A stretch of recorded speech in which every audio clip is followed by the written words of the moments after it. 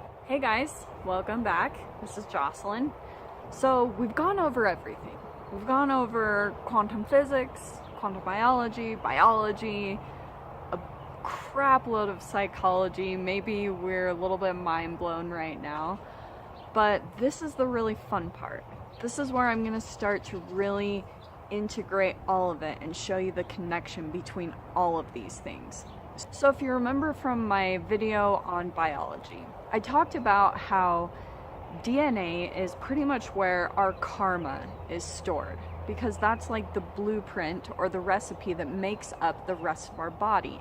Our DNA is what takes all of the amino acids that we are feeding our cells with our food and with our brain chemicals from our thoughts and our emotions. The DNA is building up the rest of our organism, all of the cells and everything in our body from those amino acids. So if you are going to have more stressful thoughts like that are along your family line or that you think on a daily basis, that literally is passed down between your ancestors from generation to generation. It's been passed down to us. That is what karma is. It's an energy that gets passed along to us, and it literally is stored in our DNA. So that's why it gets kind of confusing, because we think that we're choosing different things like life choices. We focus too much on the details of choosing something different than our parents, like a different religion or different relationships or things like that. But you really have to look at the emotional responses, how similar those are to your parents and to your grandparents and your ancestors. The emotional responses are what's going to create amino acids that get transferred to the cells in your body, and that is literally how the proteins in your body get made. So that this is also how like diseases get made, illnesses, cancer, and things like that, because we are thinking stressful thoughts, and chronic stress has been linked to cancer, to all diseases really. So put that connection together, okay? So we've talked about DNA. So that's the little structure where our karma is held. We are not our emotions. We have emotions. We are not our emotions. We have thoughts. We are not our thoughts. Once you start to really dissociate and disconnect from these emotional reactions and responses that we have, and realize that they come from not only like our generations, our ancestors, but from our parents. So then that's where the trick comes in. You've got to make different decisions. You've got to have a different reaction and a different emotional response than what you're usually used to how you would normally respond, okay? So we get programmed, right? We've already got our DNA filled with our karma from our parents and their parents and so on and so forth. So we've already got that we're dealing with. And then you've got to add in, we get these experiences that we deal with as children during these levels of development where our body is developing, our brain is developing. When we have these experiences, may they be painful or traumatic or abusive or anything of that nature, then it literally gets programmed into our neural net in our brain. And then our neural net will build up these structures and ideas and beliefs, and then it will associate all things in our life with those experiences. You literally become programmed with those experiences and those emotional responses. At a young age, as children, we are having an excess of cortisol and, fear-based emotions, and we're experiencing a lot of emotions like shame and guilt and fear of rejection, fear of abandonment.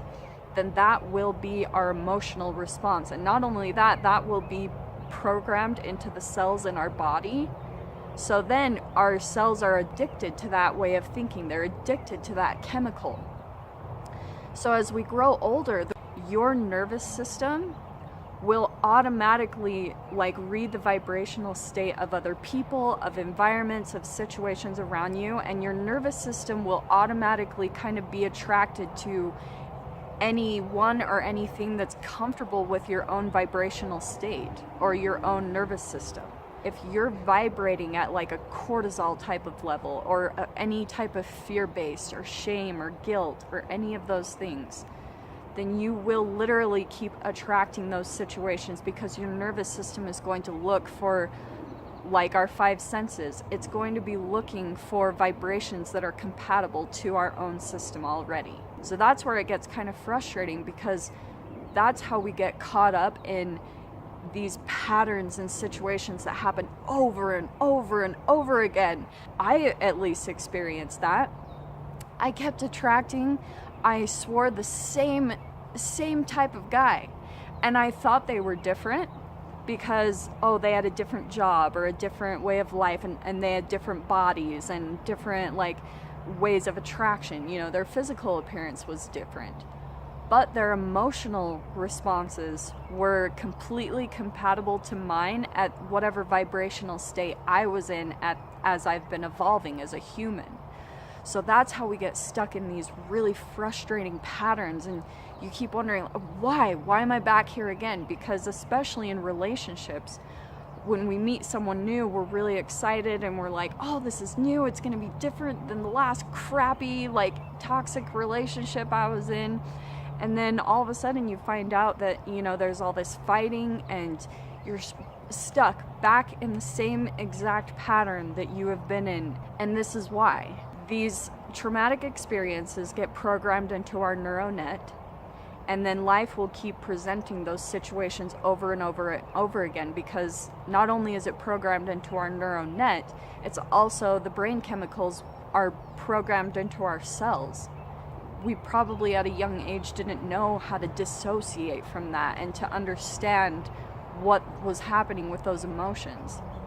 Life will keep giving you pretty much same exact situation over and over again until you learn to dissociate from it, until you learn to like disidentify and understand that that is not you, and that's something that was programmed at a young age, literally. What happens kind of naturally is we maybe start out in our teenage years or maybe 20s actually physically attracting those situations from childhood that were really painful and that have been programmed into our vibrational being. If you don't confront the emotions, if you don't feel the emotions and then learn how to like dissociate from it and understand that that really is not you, it's an emotion that you're experiencing, but it is not you, then what will happen is a lot of times we will just suppress the emotion. We try to cover it up with positivity and, oh, I'm just going to positive think my way through this and it will go away. And it's not true. It's positive thinking, and that's where we get kind of caught up. Positive thinking is only for certain situations. It's not supposed to be used to cover up pain. It's not supposed to be used to suppress pain when it comes up. Painful life situations come into our experience so that we can learn how to feel the emotion and then let it go. And understand that that was just a connection from the way that we were programmed and the way that we were developed as young children. If you keep suppressing it, if that keeps happening, then what will happen is that pain gets suppressed more and more. Those brain chemicals become more and more inside of your cells. And then you keep attracting the same experiences over and over again. But the kind of crappy part about it is that the situations become extremely more and more painful until you learn to dissociate from it. So it feels like it gets even more and more extreme the more it happens. And this is why, because if you don't learn, the only real motivator that we have in life is pain. Because if you ever have been through an extremely painful relationship or situation, yeah, afterwards you're probably thinking, what the crap just happened, and how do I stop this from ever happening again? It's a really big motivator. The intense pain that we experience is just because these emotions keep getting suppressed more and more and more. That's it. At the core of us, we are just light. We are energy and electric and magnetic light at the core of us. We are atoms. And so you have to understand that these emotions, they are not you. These situations you go through, they are not you. They are literally just triggers that have been programmed into your brain. And when that trigger comes up, it's going to test how your reaction is going to be. Are you going to respond with anger or sadness or depression or any of those emotional responses that we have that are kind of just programmed into us because of how we were raised? The influence and the examples that we had, that we were raised with our family and our parents, we will imitate those exact emotional responses. Exact. It's very important to just keep understanding you have emotions, you are not your emotions. You have thoughts, you are not your thoughts.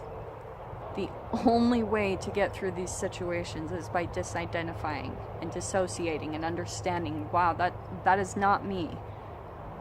That is just an emotional response, and this is a trigger for me. And now I need to choose a different situation. I want to give you another example. Say you're in a toxic relationship, right? And especially the toxic ones where you keep going back and forth to this partner and the whole dynamic is toxic in the first place. You know you're not good for each other, but it's just so hard. It becomes more of an addiction, and you keep going back to this person that either you both aren't treating each other right or they're not treating you right. These back and forth relationships and these toxic relationships come into your experience to trigger the pain that you dealt with as a child, as a really young, like, infant or anything like that. That is why that toxic relationship is coming up in your experience. So the key thing to do is choose a different way of approaching that relationship.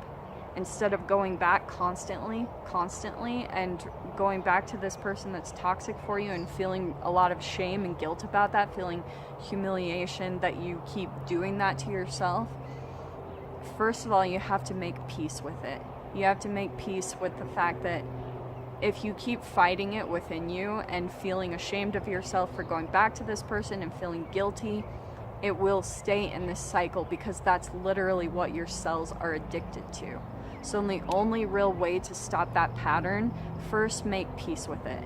Make peace with the fact that you keep going back to that person. Make peace with whatever emotions you're dealing with, and just allow yourself to do that. And then once you do that, it starts to take away that addiction to the shame and guilt because you've made peace with it. So then right there, you're already choosing a completely different emotional response.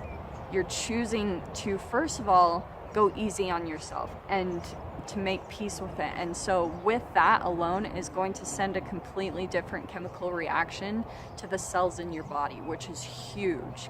Then you continue to make different choices that are different than what you've done in the past, and choose to have different emotional responses.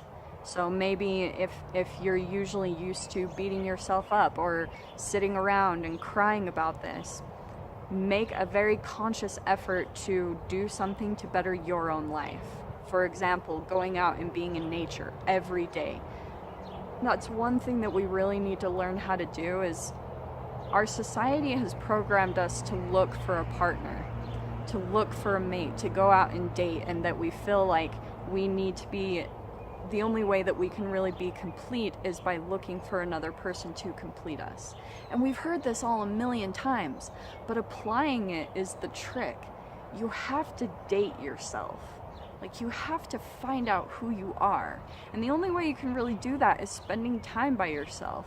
And that's where we're caught up into the structure that we're in right now in our society, is that we're all so used to being codependent and looking for another person to complete us, rather than completing ourselves first, dating ourselves and getting to know ourselves first, and then going out and finding a mate.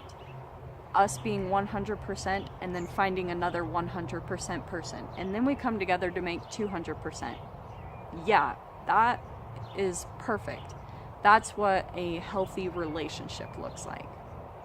I will give more examples. Like, this is just the beginning. I wanted to jump on here and share that because, you know, all these I wanted to make that connection for everyone, because everyone's probably thinking, okay, why we've talked about quantum physics, we talked about biology and all these things, and now I'm going to start giving these scenarios to really piece it all together, so you start to understand the energetic vibration that we're putting out there and why it's attracting specific situations, okay?